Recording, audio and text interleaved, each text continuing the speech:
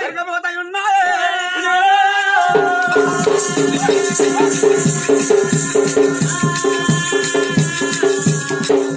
అయ్యో ఎండికొండ ఉన్నాడు ఏకో నారాయణుడు.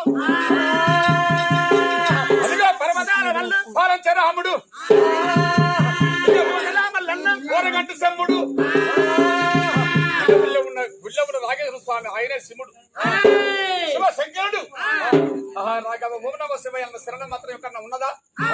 ఓం నమ శివాయ నామం అనే శరణం లేకుండా ఎక్కడన్నా ఉన్నదా? రాఘేశుడు ఎవరనుకున్నావా? సోమవారం ఒక్క పొద్దులు అంతే కదా.